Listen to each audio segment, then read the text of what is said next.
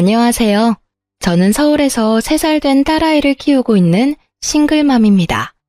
아이를 키우면서는 제 나이를 잘 안 헤아려보게 되는데 지금 가만히 생각해보니 저도 벌써 37살이네요. 오늘 유난히 힘든 날이었어요. 지친 몸으로 늦게 집에 돌아와서 혼자 홀짝홀짝 술 한잔 했네요.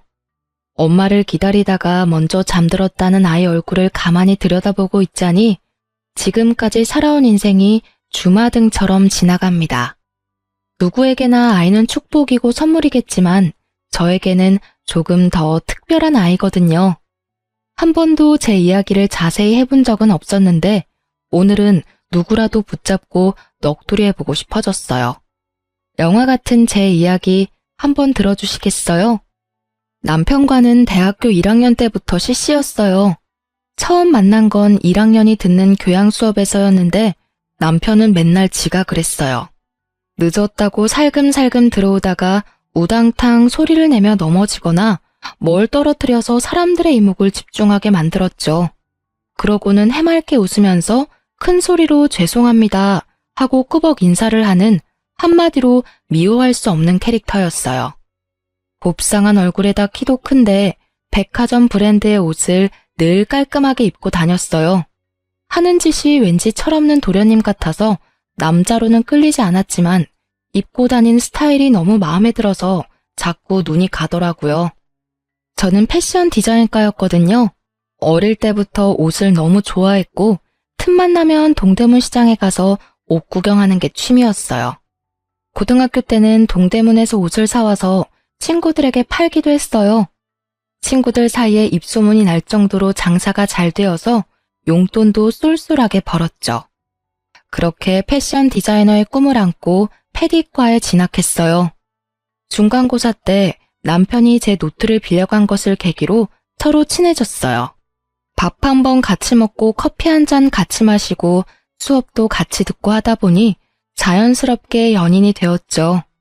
남편은 그야말로 철부지 아들 같았지만 저에게 늘 대단하다고 말해주고 제 꿈을 진심으로 응원해 주었어요. 남편의 그런 모습이 저를 충만하게 해주었던 것 같아요. 저는 대학을 졸업하자마자 대기업에 취업했지만 회사에서 하는 일은 제가 기대하는 것과는 많이 달랐어요. 정말 실망스럽고 몸도 마음도 너무 힘들었지만 얼른 돈을 모아서 제 쇼핑몰을 하겠다는 생각으로 하루하루 버티며 살았어요. 그동안 남편은 공익근무요원 복무를 마치고 졸업을 하게 되었는데 그제서야 취업 준비를 시작했어요. 제대로 된 스펙 하나 없이 2년 넘게 서류 한 번 통과한 적이 없었어요. 그런데도 여전히 해맑고 걱정이 없는 것 같더라고요. 남편의 그런 모습에 이 사람과의 미래가 그려지지 않아서 이별을 고민하고 있을 때였어요. 그날이 발렌타인데이였는데 오랜만에 좋은 데서 밥을 먹자면서 호텔에 있는 레스토랑으로 데리고 가더라고요. 그런데 그 자리에 남편의 부모님이 나와 계셨어요. 부모님을 처음 뵙는 건 아니었지만 예상하지 못한 상황이라 좀 당황스러웠죠. 그런데 그 자리에서 더 당황스러운 이야기를 하시더라고요. 아무리 봐도 이놈이 취업하긴 글렀고 남의 밑에서 일할 수 있는 놈도 아니다. 그래도 우리 집이 어렵지 않으니 지 사업 해보라고 뭘 하나 차려주고 싶은데 이놈 혼자 하라고 하면 하는 족족 말아먹을 걸 내가 안다. 오래 지켜보니 진이 너는 내가 이놈보다는 믿을만 하겠더라. 이 양반이 너희 사업 자금을 대주시겠단다. 우리가 도와줄 테니 진이 너 현빈이랑 사업 한번 같이 시작해보면 어떻겠니? 초기 자금으로는 모자라지 않을 만큼 지원하시겠단다. 너희가 이만큼만 나왔는데 더 미룰 것 뭐가 있니? 그냥 너희 결혼해라. 예물 예단 이런 헐에 생략하고 소박하게 가족들만 모여 시골리고 현빈이 아파트에서 같이 살면서 너희 둘 사업 한번 같이 해봐라. 남편의 집안 사정을 아주 자세히 알고 있지는 못했지만 경기도 근처에 대대로 물려받은 땅이 많고 20여 년쯤 전에 그 일부가 고속도로에 유입되면서 엄청난 보상을 받았다고 하더라고요. 친구들 중에는 남편 집안의 부를 부러워하거나 시기하는 애들도 있었지만 저는 사실 경제력을 알고 사귄 것도 아니었고 그를 만나면서 그 집안의 재산이 저와 관계 있는 일이라고 생각해 본 적은 없었어요. 그런데 이 남자랑 결혼을 하면 제 브랜드를 만들고 싶었던 꿈을 이룰 수 있다고 하는데 이게 현실 같지도 않고 한동안 그냥 멍해지더라고요. 그 자리에서 제가 무슨 이야기를 하고 무엇을 먹었는지 아직도 기억이 나지 않아요. 마치 꿈을 꾼 것처럼요. 이렇게 사업을 할 수 있는 기회는 제 인생에서 2번 다시 오지 않을 것 같아서 솔직히 붙잡고 싶긴 했는데 꼭 돈 때문에 결혼하는 것 같아 제가 너무 속물 같더라고요. 그래도 저희 부모님도 동의하시고 친한 친구들도 저를 지지해 주었어요. 너무 갑작스럽고 둘 다 아직 어리긴 하지만 너희는 가장 순수할 때 만나서 6년이나 만난 사이잖아. 그만큼 오래 연애했으니 결혼하는 게 당연하지. 그런가? 나 돈 때문에 결혼하는 거 아니겠지? 그럼 절대 돈 때문에 결혼하는 건 아니지. 이런 기회도 아무에게나 오는 게 아니야. 이런 기회를 제안받은 것도 네 복인 거야. 정말 감사하게 받아서 현빈이랑 같이 사업 잘해봐. 그 다음에 다 갚아드리면 되지. 안 그래? 그렇게 우리는 결혼하게 되었고 작은 사무실을 하나 얻어 인터넷 쇼핑몰을 시작했습니다. 고등학교 때부터 사입하던 실력으로 예쁜 디자인을 독점으로 잘 뽑아왔고 제가 직접 디자인한 자체 제작 상품들도 판매했어요. 오랜 시간 꿈꿔온 일이었기 때문에 밤낮 없이 일해도 힘든 줄 몰랐어요. 남편은 명목상 대표였지만 역시 사업에는 크게 관심이 없었어요. 그나마 다행인 건 그래도 제가 하자는 대로 군소리 없이 따라준다는 것이었죠. 온라인 마켓으로 시작해서 2년 만에 오프라인 매장도 열게 되었는데 그런 과정에서 부동산에 대해 좀 공부를 하게 되었어요. 이렇게 저렇게 부동산으로 재테크를 하다 보니 작은 상가도 몇 채 얻을 수 있었죠. 자산이 늘어갈 때마다 시부모님이 주신 사업 자금부터 갚으려고 했어요. 이렇게 자산을 키울 수 있었던 것은 시부모님 덕분이라고 늘 생각하고 있었기 때문에 이자까지 더해서 몇 번이나 돌려드리려 했죠. 또 그렇게 해야 진정으로 제 사업이라고 할 수 있을 것 같았어요. 그런데 시부모님은 언제나 단호하게 거절하셨어요. 대신 부동산 자산을 아들 명의로 해달라고 하셨어요. 부동산이라는 건 아무래도 여자보다는 남자 이름으로 되어 있어야지. 여자가 주인이면 세입자도 그렇고 공인중개사도 아주 쉽게 보는 법이야.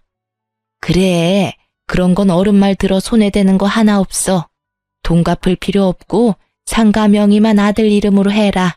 그걸로 대신해. 회사는 시부모님이 돈을 대줬으니 남편을 대표로 세웠다지만 제가 만든 부동산 자산까지 남편 명의로 하는 건 아무래도 좀 억울했어요. 그래도 초기 자금을 갚는 대신에 그렇게 해달라는데 냉정하게 거절할 수가 없더라고요. 집안에 괜한 갈등을 만들고 싶지도 않았고요. 이렇게 모든 게 순탄한 것 같던 저희에게 딱 한 가지 마음대로 되지 않는 건 바로 아이였어요. 결혼 5년 동안 피임을 하지 않았는데도 아이가 생기지 않았거든요. 임신이 안 되는 게 좀 신경이 쓰이긴 했지만 많이 걱정하거나 임신을 하기 위해 일부러 노력하지는 않았어요. 언제든 아이가 찾아오면 기쁘게 낳을 생각이었지만 둘 다 나이가 젊었고 무엇보다 저는 아직까지 사업에 더 욕심이 있었기 때문에 임신 자체가 그렇게 급하진 않았거든요. 그런데 시가에서는 제가 30살이 되는 해부터 임신에 대해 엄청 걱정하셨어요. 시어머니는 저만 보면 임신 이야기를 하셨고 시아버지는 외손주는 남의 자식이고 친손주가 있어야 집안의 대가 끊기지 않는다는 것을 늘 강조하셨어요. 너무 듣기 싫은 이야기였지만 옛날 분들이니까 그런가 보다 하고 그냥 넘기곤 했는데 진짜 짜증나는 건 손이 신우였어요. 신우는 원래 은행에 다녔는데 출산하고 나서 육아를 위해 그만두었대요. 아이가 어느 정도 큰 다음부터는 다시 일을 하고 싶은데 재취업이 쉽지 않아 스트레스를 적잖이 받은 모양이에요. 그래서 시부모님이 작은 카페를 하나 차려주었는데 직원을 두고 운영은 하고 있지만 본인이 그렇게 애정을 갖고 있는 것 같지는 않았어요. 제가 보기에는 카페에서 일하는 것보다 뭔가 더 폼나는 일을 하고 싶은 것 같더라고요. 카페 일은 꼭 막노동 같다면서 자신이 이런 일이나 하고 있을 인물이 아닌데 출산한 것이 억울하다고 해요. 그러면서도 저만 보면 그렇게 임신하라고 난리였어요. 아이가 주는 행복이 얼마나 큰지 옳게는 모를 거야. 아이를 낳아야 진정한 어른이 되는 거라고. 아유, 나는 아이 안 낳아본 여자들하고는 말이 안 통해서 좀 답답해. 옳게. 1살이라도 어릴 때 애 가져야 돼. 나이 들어서 임신하면 기형아 확률이 더 높아지는 건 알지? 네, 저도 아이 생기면 낳을 거예요. 아이도 좋아하고요. 그러니까 하루라도 빨리 가질 생각을 해야지. 그러다 진짜 큰일 난다. 네, 제가 잘 알아서 할게요. 그러던 어느 날이었어요. 며칠째 감기 기운도 있고 컨디션이 영 좋지 않았는데 어쩐지 평소에 감기 걸린 것과는 뭔가 다르더라고요. 기분이 이상해서 혼자 임신 테스트기를 사서 해보았더니 선명하게 2줄이 나왔어요. 병원에 가보니 임신 5주 차라더군요. 그런데 얼마 안 있다가 갑자기 피가 쏟아지면서 자연유산이 되었어요. 병원에서도 임신 초기 자연유산은 매우 흔한 일이고 특별한 원인이 있는 것은 아니라고 하는데 시부모님과 신우는 다들 제가 조심하지 않아서 유산했다며 제 탓이라고 몰아댔어요. 몸도 마음도 가장 상처가 큰 것은 저였는데 말이죠. 급기야 시가에서는 저에게 사업에서 손을 떼라고 요구했어요. 진이야, 내가 아무리 생각해도 이게 아닌 것 같다. 너 매일 늦게까지 일한다고 스트레스 받으니 임신이 될 수가 있겠니? 어렵게 생긴 아이도 그렇게 쉽게 떨어지는 거 봐라. 임신도 다 때가 있는데 너 이참에 그냥 일 그만해라. 네? 어머니, 일을 그만두다뇨. 제가 일을 안 한다고 바로 임신이 되리라는 보장은 없어요. 이제 시험관을 해야지. 5년을 기다렸는데 임신이 안 됐으면 더 말할 것도 없어. 당장 일 그만두고 바로 시험관 해. 여자의 인생은 그저 애 낳고 잘 키우는 게 최고야. 어머니, 이 사업은 저한테 그렇게 쉽게 그만둘 수 있는 일이 아니에요. 제가 저 바닥부터 하나하나 차곡차곡 쌓아 올린 회사인데요. 또 지금 너무 잘 되고 있는데 이걸 어떻게 접어요? 아이, 그럼 이렇게 잘 되는 사업을 그냥 접기는 너무 아깝지. 그러니까 올케가 임신하고 애 키우는 동안 내가 그거 맡아서 잘해볼게. 그냥 접는 것보다 나한테 맡기는 게 훨씬 낫지. 올케 임신 여기서 더 늦어지면 진짜 큰일 난다. 진짜 기형아라도 나오면 어쩌려고 그래. 그래, 회사는 네 형님이 알아서 잘할 거다. 얘도 보통이 아니거든. 너만큼 잘해낼 거다. 그러니까 회사는 걱정 말고 너는 시험관에서 임신할 생각이나 해. 늦게 임신하고 애 키우면 너 몸만 축난다. 늙어서 엄청 고생해. 이게 다 너를 위한 일이야. 가족들이 이렇게 한마음으로 너를 위해 다 도와주겠다고 발벗고 나서는데 너무 고마운 일 아니니? 진이야, 넌 진짜 복도 많다. 이런 시댁이 또 어디 있니? 온전히 나를 위하는 것처럼 이야기했지만 유산을 한 제 몸을 걱정해주거나 마음을 살펴주는 사람은 아무도 없었어요. 사업이나 임신에 대해서 제가 어떤 생각을 갖고 있는지는 물어보지도 않았고요. 제 생각 같은 건 별로 궁금하지도 않고 그들에게는 중요하지도 않은 것 같더라고요. 일방적으로 자신들의 생각과 계획을 강요하면서도 모든 게 다 너희를 위한 일이라는 말은 꼭 붙였어요. 괜한 분란을 만들고 싶지 않아서 그냥 생각해보겠다고 하고 그 자리를 피했어요. 만나는 일을 최대한 피하면서요. 그런데 어느 날부턴가 남편이 나서서 저를 설득하기 시작했어요. 아니, 설득이라기보다는 강요했다는 것이 더 맞는 표현이겠네요. 나는 항상 자기가 하자는 대로 다 하잖아. 나는 앞으로도 쭉 그럴 거야. 그러니까 이번 딱 한 번만, 진짜 딱 한 번만 엄마 말대로 하면 안 돼? 엄마 말이 아주 틀린 말도 아니잖아. 당신이 무슨 말 하는진 알겠는데 내가 임신이 안 되는 게 사업 때문이라는 건 도저히 납득할 수 없어. 임신이라는 게 혼자 하는 게 아니잖아. 우리 왜 임신이 안 되는지, 뭐가 문제인지 검사를 한번 받아보자. 그런 다음 시험관을 하든 뭘 하든 결정해도 되잖아. 그런데 다짜고짜 일을 그만두고 내 자리를 형님한테 넘기라는 건 말이 안 돼. 아니, 어차피 임신하면 일을 못하니까. 임신하면 왜 일을 못해? 그럼 우리나라 일하는 여자들은 다 임신 못하니? 임신은 우리가 원할 때 우리가 결정해야 하는 거야. 사업도 마찬가지고. 아, 그냥 좀 따지지 말고 그냥 엄마 말 좀 들어. 그냥 놀고 먹고 살면 되는데 왜 그렇게 일 못해서 환장한 사람처럼 굴어? 엄마랑 누나랑 돌아가면서 맨날 나한테 전화해. 아주 지겨워 죽겠어. 아빠는 우리 집 대 끊길까봐 잠이 안 온대. 그놈의 대가 뭔지. 요즘 세상에 대가 끊기네 마네 하는 게 말이 안 되잖아요. 시가 사람들에게 저는 그저 무능한 아들 대신 일해주고 자기 집안 대를 이어줄 아이를 낳아주는 사람이었어요. 그때까지는 피하기만 했는데 이제는 안 되겠다 싶어 시부모님을 찾아가서 말씀드렸어요. 어머니, 저는 당연히 아이를 낳을 생각이긴 하지만 지금 당장 시험관을 하고 싶지 않아요. 먼저 왜 임신이 되지 않는지 남편과 함께 검사는 받아볼게요. 제가 아니라 남편에게도 문제가 있을 수 있잖아요. 요즘 남성 난임도 많다고 해요. 아니 얘, 우리 현빈이가 무슨 문제가 있다고 그래? 멀쩡한 애를 얘가 병신을 만드네. 임신이 남자 탓이 어디 있니? 다 네가 일한다고 몸을 제대로 관리하지 않아서 임신이 안 되는 거지. 임신을 혼자 하는 것도 아니고 몸 관리는 저보다 현빈이가 더 안 하는 거 아시잖아요. 그건 검사 받아보면 알겠죠. 그리고 저에게는 지금 아이보다 사업이 더 중요해요.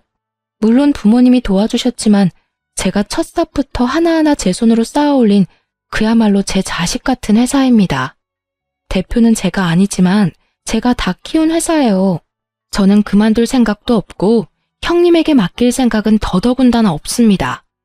진작에 했어야 하는 일이지만 이참에 대표이사도 저로 바꿀 생각입니다. 뭐가 어쩌고? 참, 기가 차서 말이 안 나온다. 어쩜 이렇게 눈을 똑바로 뜨고 따박따박. 내가 나조차고 이런 소리 하는 거니? 다 너희들 좋으라고 하는 소리지?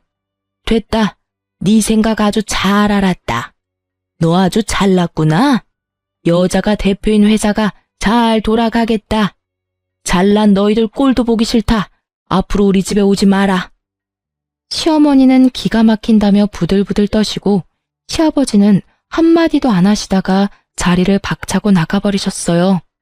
그전까지는 제가 한 번도 시부모님께 맞선 적이 없었어요. 충분한 초기 자금을 지원해 주셨다는 것 때문에 그분들에게는 저는 항상 빚을 진 기분이었거든요. 늘 고분고분하던 제가 이렇게 반기를 드니 당황하셨겠죠. 그날 이후 시가와는 물론 남편과도 사이가 좀 어색해졌어요. 신우는 하루에도 몇 번씩 전화를 했고요. 물론 잘 받지 않았어요. 전화를 받지 않으면 카톡으로 엄청나게 화를 쏟아냈어요. 뭐 읽기는 했지만 답을 하지는 않았죠. 시가 식구들과 잘 만나지 않으니 소화도 잘 되고 은근히 편하더라고요. 남편하고도 좀 대면대면해지면서 대화도 잘 안 하게 되었는데 남편은 친구들과 술 마신다며 안 들어오는 날이 점점 더 많아졌어요. 저는 저대로 사업에 더 몰두했죠. 좀 더 사업을 확장하기 위해 사람도 많이 만나고 공부도 했어요. 그러던 어느 날 남편이 회사로 꽃을 보냈더라고요. 미안하다는 장문의 편지와 함께요. 길에서 자객을 봤는데 제가 생각났대요. 제가 제일 좋아하는 꽃이거든요. 편지에는 여전히 사랑하고 존경한다는 말과 함께 주소가 하나 적혀 있었어요. 오랜만에 같이 저녁을 먹고 싶다면서요. 편지를 읽고 펑펑 울었어요. 그래도 고마운 분들이고 내가 사랑하는 사람인데 너무 제 생각만 한 것 같아서 미안한 마음이 들었어요. 그날 이후 저희는 다시 가까워졌어요. 남편이 저에게 애를 많이 쓰더라고요. 특히 지나가다가 생각났다면서 선물을 많이 해주었어요. 명품 가방이나 액세서리 같은 걸요. 또 친구들과 발리로 서핑 여행을 다녀오더니 저와 같이 가고 싶다고 휴가를 내서 여행을 가자고 하더라고요. 거기 너무 로맨틱하더라. 남자놈들하고는 바에서 술 마시고 서핑하는 것밖에 안 했지만 자기랑 같이 가면 수영도 하고 마사지도 받고 시장도 가고 너무 재밌게 보낼 수 있을 것 같아. 그동안 촬영만 하러 갔지 제대로 놀러 간 적은 없었잖아. 일은 잠깐 놓고 나랑 실컷 놀다 오자. 자기한테도 일 생각 안 하는 그런 시간이 필요해. 그렇긴 한데 곧 샘플 나와서 엄청 바빠질 텐데 그래도 될까? 딱 3일인데 뭐. 3일 동안 자기 없다고 회사 안 돌아가면 우리 회사 크게 잘못된 거야. 가끔 사장이 없고 그래야 직원들도 숨통이 트이지. 안 그래? 정말 그동안 신상품 촬영을 하거나 물건 구매를 하러 간 적은 있어도 여행을 위해서 어딜 가본 적은 없었어요. 그렇게 남편이 강제로 끌고 가다시피 해서 3박 4일 동안 일 생각 하나도 안 하고 정말 놀다만 왔어요. 문득 남편이 갑자기 이렇게 잘해주는 게 좀 이상하다 싶은 생각이 들기도 했지만 어쨌든 그 순간만큼은 너무 행복했어요. 이제 시부모님한테도 내가 더 잘해야겠다 싶고 회사 대표 바꾸는 것도 그냥 두기로 마음먹었어요. 행복은 그렇게 오래가지 않았어요. 돌아오는 길에 공항 세관에서 가방 검사를 받았는데 남편 가방에 제가 산 것들과 똑같은 것이 하나씩 더 들어있었어요. 면세점에서 산 팔찌도 똑같은 것이 하나, 현지에서 산 화장품도 하나, 시장에서 스타일이 독특해서 사온 원피스도 똑같은 것을 샀더라고요. 이게 뭐야? 왜 똑같은 걸 샀어? 아니, 그런데 언제 샀어? 자기야, 그러니까 내가 이거 설명해 줄게. 이거 누나 주려고 산 거야. 누나가 자기한테 좀 화가 많이 났더라고. 내가 풀어주려고. 누나한테 선물을 해본 적이 없어서 뭘 사야 할지 잘 모르겠는데 자기가 워낙 안목이 좋으니까 똑같은 거 사면 되겠다 싶었어. 그런데 자기는 누나 별로 안 좋아하잖아.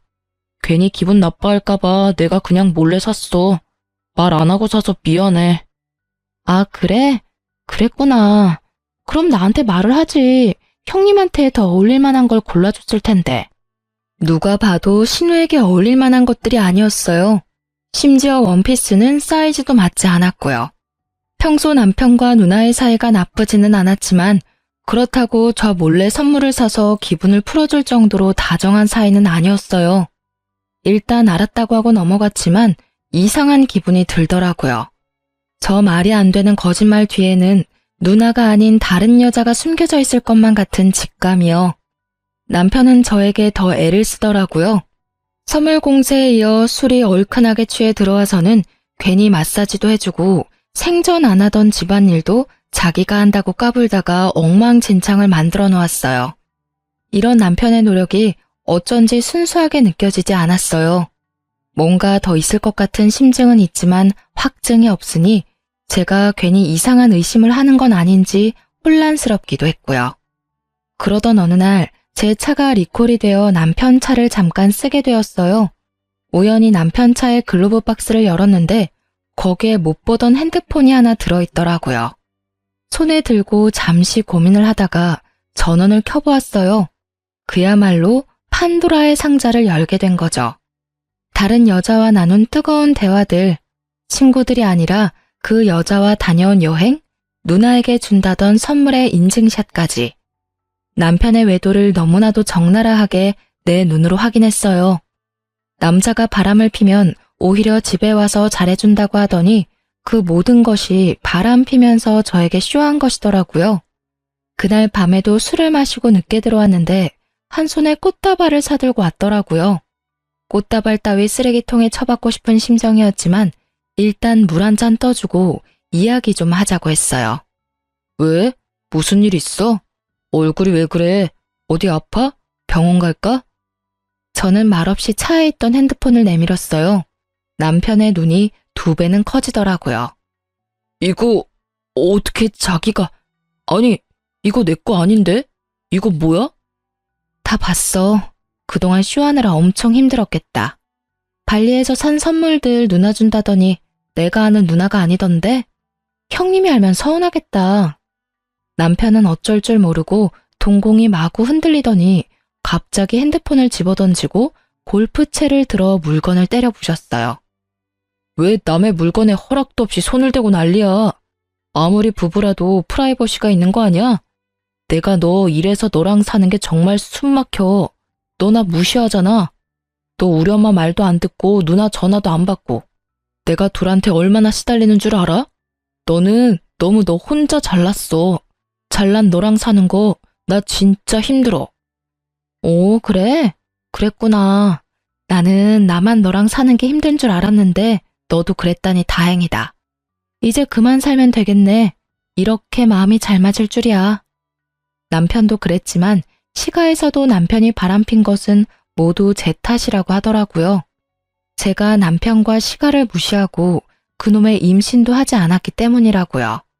저는 그 길로 짐을 정리하여 집을 나왔고 남편의 외도를 사유로 이혼 소송을 냈어요.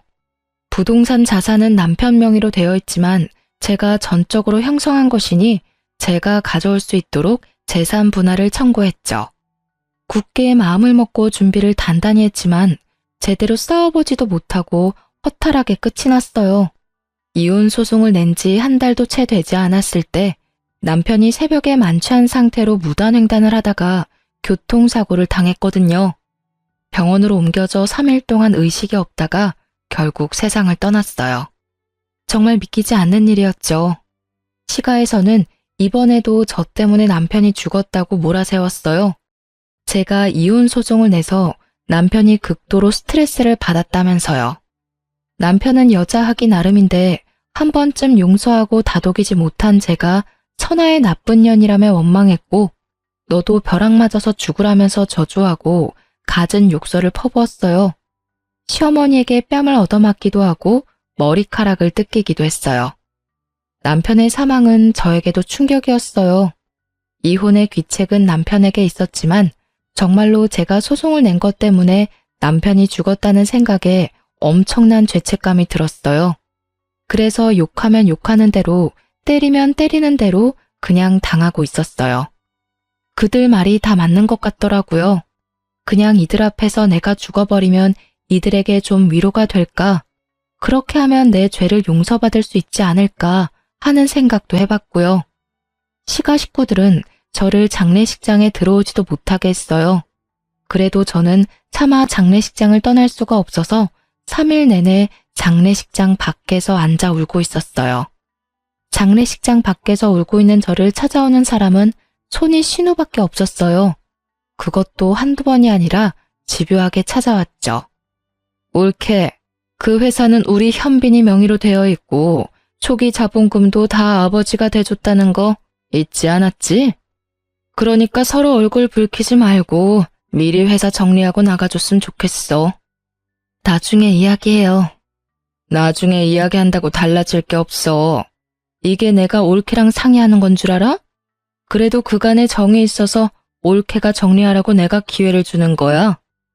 장례식장 밖에서 울고 있는 저를 찾아와 하루 종일 그 이야기를 했어요. 장례가 끝난 이후에도 시도 때도 없이 전화하고 전화를 받지 않으니 수십 통의 카톡을 보내더라고요. 남편이 죽은 것이 본인이 회사를 차지할 수 있는 절호의 기회라고 생각하는 것 같아 보였죠. 신우의 집요한 요구에도 입을 꾹 다물고 있었고 전화나 카톡 폭탄에도 별다른 반응을 하지는 않았지만 정말 처음에는 그렇게 하려고 했어요. 남편이 나 때문에 죽었는데 제가 무슨 낯으로 남편과 함께 운영했던 회사에서 계속 일을 할 수 있겠나 싶어서요. 장례를 마치고 오랜만에 회사에 출근해서 오래 같이 일한 직원들과 함께 식사를 하면서 앞으로 회사가 이러이러하게 될 것 같다고 말을 했죠. 당분간은 대회비로 해달라는 당부와 함께요. 아니 이사님, 그게 무슨 말씀이세요? 이 회사가 이사님에게 어떤 회사예요? 그걸 왜 그 집에 넘겨요? 안 돼요 이사님, 정신 차리세요.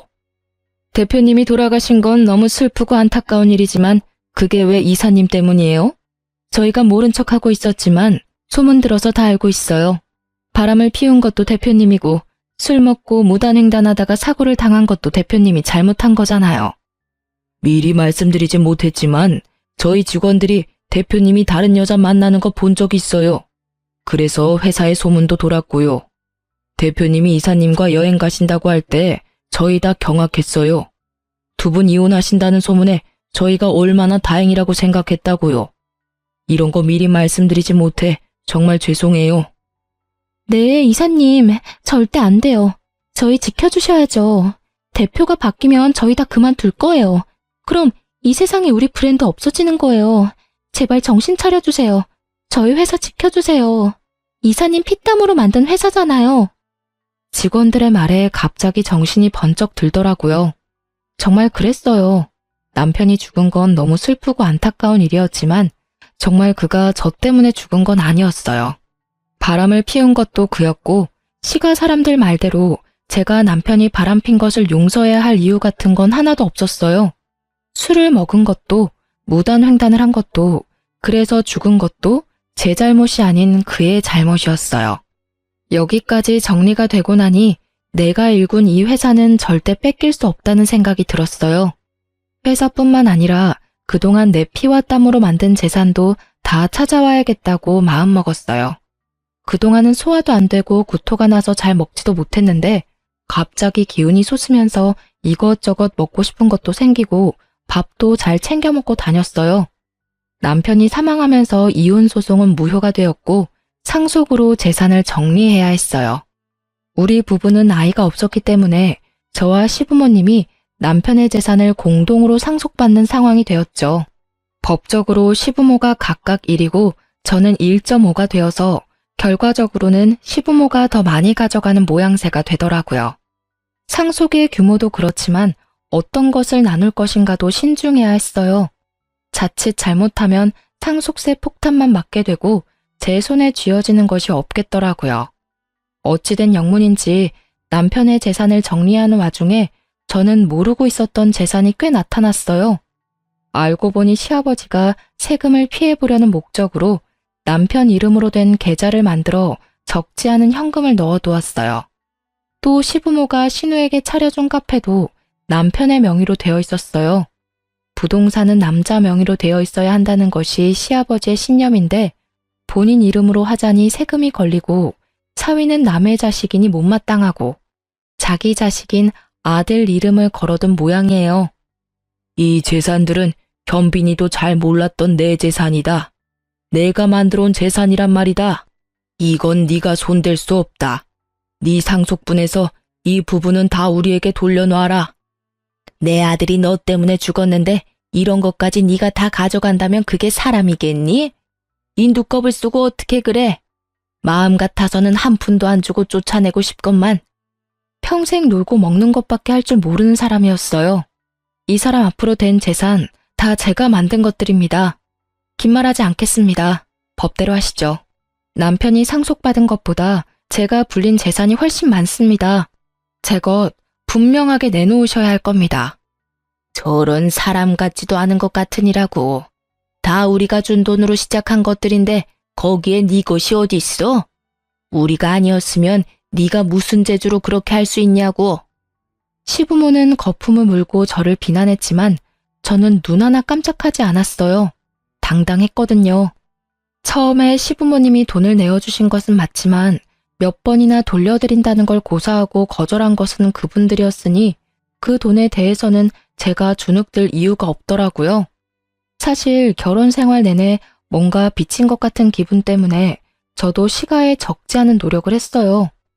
좀 부당하다 생각되어도 시부모님 하라는 대로 고분고분 말도 들었고 해마다 때마다 물질적으로나 물리적으로나 저는 최선을 다했어요. 더군다나 밤낮으로 일해서 재산을 만들었고 매일 놀고 먹기만 하는 한량 같은 남편의 재산까지 제가 착착 불려주었잖아요. 저에게 수고했다 절을 해도 시원치 않은데 계속 비난만 하는 그들에게 저도 더 이상 당하지 않을 거라고 마음을 굳게 먹었죠. 제가 기여한 부분들을 증명해서 재산을 가져오기 위해 변호사를 고용하고 소송을 준비했어요. 변호사가 대리를 하지만 그래도 소소하게 신경 쓰고 자료를 찾고 준비해야 하는 일도 너무 많았죠. 그 와중에 회사는 계속 운영이 되어야 했으니 이런저런 스트레스가 너무 많아서 몸도 마음도 지쳐갔어요. 회사 하나만 지키고 나머지는 다 포기하고 싶은 생각이 들다가도 욕먹고 머리채 잡히고 얻어맞고 있던 순간들을 생각하면 바늘 쌈지 하나라도 더 빼앗아오고 싶은 오기가 생기더라고요. 그야말로 악으로 깡으로 버텨가던 어느 날, 그날따라 유난히 피곤해서 아침에 일어나기가 너무 힘들었어요. 그래도 억지로 몸을 일으켜 회사에 출근한 것까지는 기억나는데 나중에 들어보니 제가 사무실 앞에서 쓰러졌다고 하더라고요. 직원들이 구급차를 불러 응급실로 옮겼다고 해요. 응급실에서 눈을 떠서 이게 무슨 상황인지도 파악이 잘 안 되는 와중에 의사에게 또 엄청난 이야기를 듣게 되었죠. 환자분, 이제 정신이 좀 드시나요? 임신 중이셔서 저희가 바로 약을 쓰지는 못했습니다. 큰 이상이 있는 건 아니고 과로로 의식을 잠시 잃으신 거라 수액 처치를 해드렸습니다. 나머지 수액 다 맞으실 때까지 좀 쉬시면 회복되실 겁니다. 다행히 아기에게는 전혀 지장이 없습니다. 그래도 임신 중에는 너무 과로하지 않으셔야 해요. 네? 지금 뭐라고? 아기? 임신이요? 제가 임신을 했다고요? 아니, 임신한 걸 지금까지 모르셨어요? 아이가 꽤 많이 컸던데요. 입덧도 있고 컨디션이 아무래도 달랐을 텐데요. 암튼 곧 산부인과 선생님 내려오실 거예요.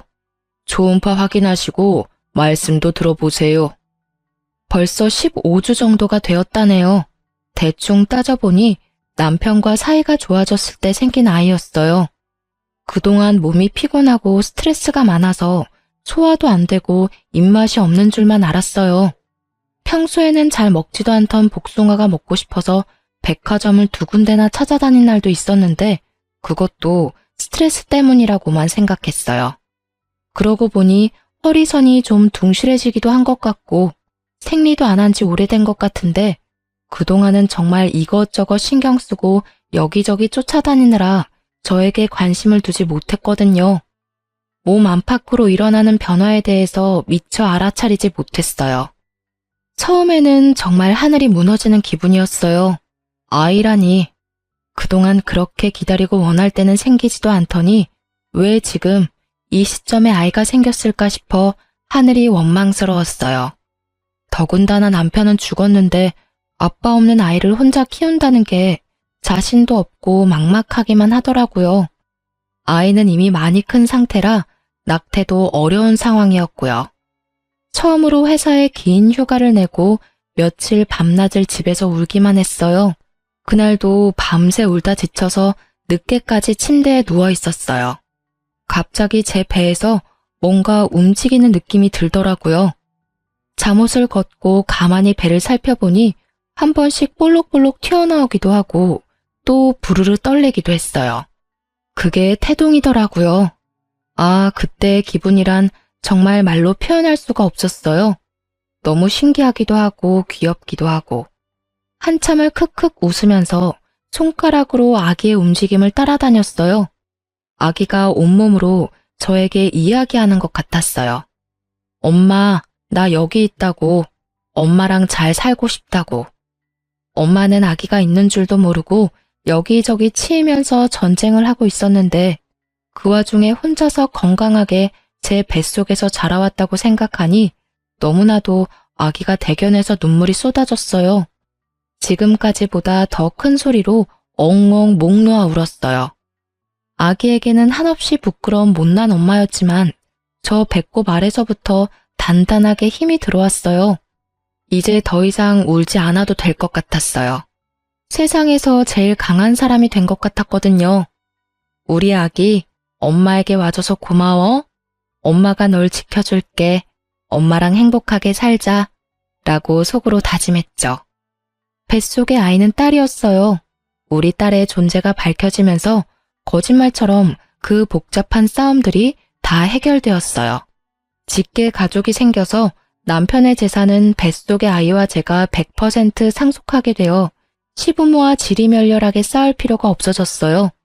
저는 그저 잘 먹고 마음 편안하게 지내면서 아이가 건강하게 태어날 수 있도록 지켜주기만 하면 되었어요. 그렇게 임신 타령을 하던 시가 식구들은 제가 임신했다는 소식에 얼굴이 하얗게 질리더라고요.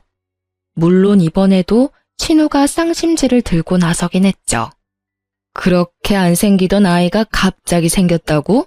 그거 현빈이 아이가 아닐 수도 있잖아. 네가 바람 폈을지 누가 알아? 친자 확인해야지. 좋아요. 친자 확인해드리죠. 하지만 여기까지예요. 저는 더 이상 여러분들의 그 어떤 요구에도 응하지 않을 겁니다. 이제 남편이 없으니 서로 얽히지 말고 각자의 인생 잘 살아가는 것으로 해요. 그게 무슨 말도 안 되는 소리니? 엄연히 우리 손주가 있는데 핏줄이 끊어질 수 있는 줄 아니? 지금 제가 동의를 구하는 줄 아세요? 나머지 모든 절차는 각자 변호사와 해결하기로 하죠. 양수 검사를 통해 친자임을 확인했어요. 신우가 늘 그렇게 걱정하던 기영아 검사도 함께 했네요. 선천적인 유전자 이상 없이 아주 건강하다는 것과 99.9% 친자라는 당연한 결과서는 변호사를 통해 전달했어요. 아이와 친정 부모님과 함께 살 집을 새로 구했어요. 좀 더 넓고 마당도 있어 아이가 뛰어놀 수 있는 곳으로요.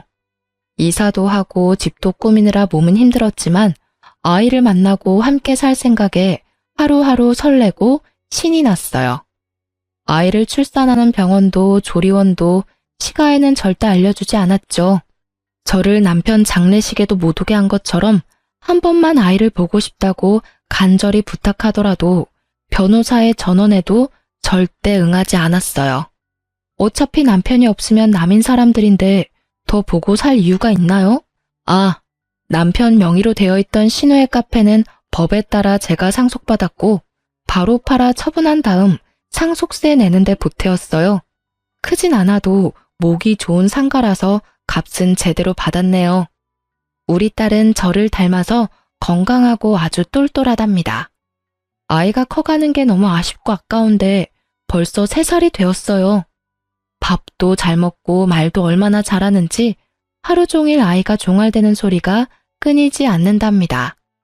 덕분에 어른들의 얼굴에는 항상 웃음꽃이 피어있죠. 저희 회사에는 아동복 라인이 새로 런칭되었어요. 딸을 생각하며 제가 직접 만드는 옷이니만큼 시장에서도 반응이 아주 좋답니다. 디자이너 딸답게 패션에 민감하고 까다로워서 신제품을 출시하기 전에는 꼭 딸에게 승인을 받아야 해요. 그러다 보니 저희 회사에서 제일 공을 들이고 있는 것이 아동복이 되었답니다. 이렇게 최선을 다해 키우고 있지만 한 번씩 아빠가 없는 것에 대해 아이가 어떻게 받아들이게 될지를 생각하면 가슴이 먹먹해지곤 한답니다. 아이가 어린이집을 다니기 시작하면서 아빠에 대해 물어볼 때가 많아졌거든요. 처음에는 아빠가 뭐냐고 물어보더니 그 다음부터는 우리 집은 왜 아빠가 없는지, 아빠가 어디 갔는지, 아빠는 어떻게 생겼는지 등등 물어보더라고요. 아빠는 하늘나라에 있는데 거긴 멋있고 좋은 사람들이 가는 곳이라고, 거기서 언제나 우리를 지켜보고 있다고 이야기해 주었어요. 아빠의 사진도 보여주고 결혼식 비디오도 보여주었어요. 아이가 커가면서 아빠의 죽음과 우리 집의 상황을 건강하게 이해하고 받아들일 수 있도록 도와주는 것이 저의 숙제겠죠. 그래도 정말 우리 딸은요, 열심히 살아온 저에게 하늘이 준 선물이에요. 남편에 대해서는 아직도 분노와 원망이 더 크고 남편의 부재가 너무 크게 느껴져서 뼛속까지 외로운 날도 있지만 우리 딸은 그가 마지막으로 저에게 준 선물이라고 생각하고 있어요. 그가 준 수많은 선물 중에서 제일 마음에 드는 소중한 선물이요. 우리 딸 진짜 저에게 특별한 아이죠? 혼자서 아이를 키우며 일하는 것이 쉽지만은 않지만 저 열심히 그리고 씩씩하게 살아갈 겁니다. 그래서 우리 딸 보란 듯이 잘 키울 거예요. 여러분, 저 응원해 주실 거죠? 지금까지 제 사연 들어주셔서 감사합니다.